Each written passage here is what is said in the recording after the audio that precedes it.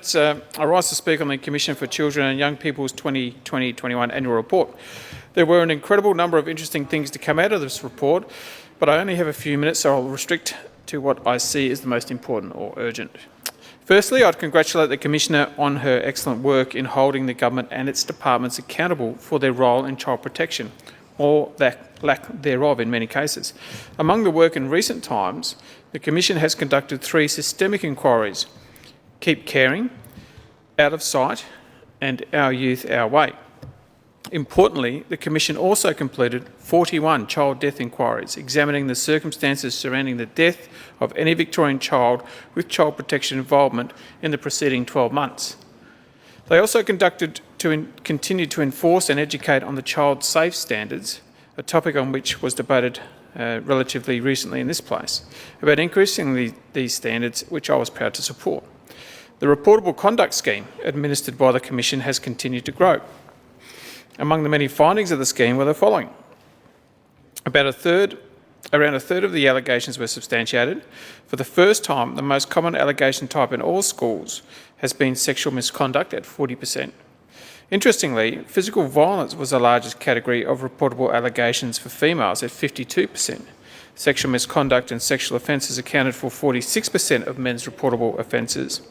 Disappointingly, only 130 out of the 1,932 reports made to police since 2017 resulted in police laying charges.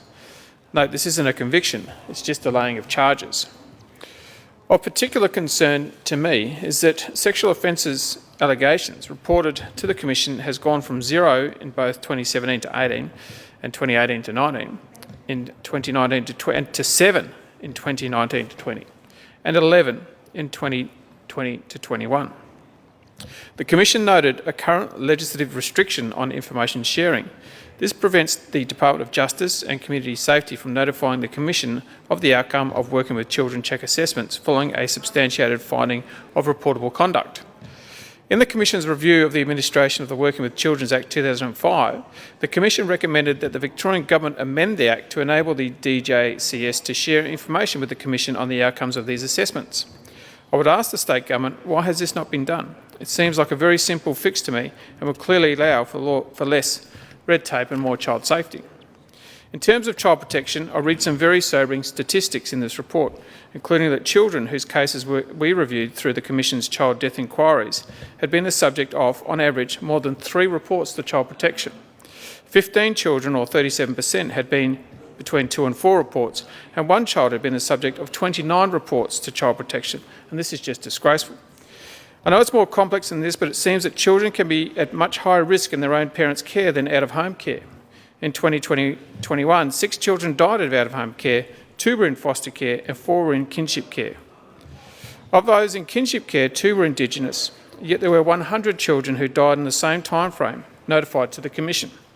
Of interest to me, given my pursuit of the new offence, family violence in the presence of a child, I was shocked to see the joint inquiry into 6 child deaths found that all 6 had family violence aspects, yet in only 1 case was a specialist violence practitioner involved or called upon.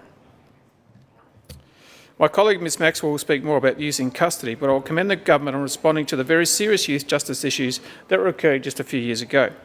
One thing, though, in relation to youth custody is the proportion of African youths in custody. As I understand it, for the first time ever, youths of African descent have overtaken non-Indigenous Australian kids in youth prisons at a huge disproportionate rate of 38% compared to 28% of the whole prison population, respectively. And whilst we had the government showing off their strategy to reduce Indigenous kids in custody, we heard silence on the African kids who are vastly more overrepresented. Why? Clearly there are failures to engage African kids properly or find solutions to their criminality. More importantly, there is clearly not enough attention being paid to early intervention strategies for African families. One solution is the city to country, and this is the rebrand of the Great South Coast Economic Migration Project run by Carly Gordon, which resettles African families to regional areas, particularly Hamilton and Casterton. And I think we should be expanding these programs sooner rather than later. Whatever the solutions, clearly the government needs to act. The Commission wrote to the State Government in September 2020 to address this problem, but we've heard nothing. So I strongly encourage the State Government to recognise this as an issue that needs addressed urgently.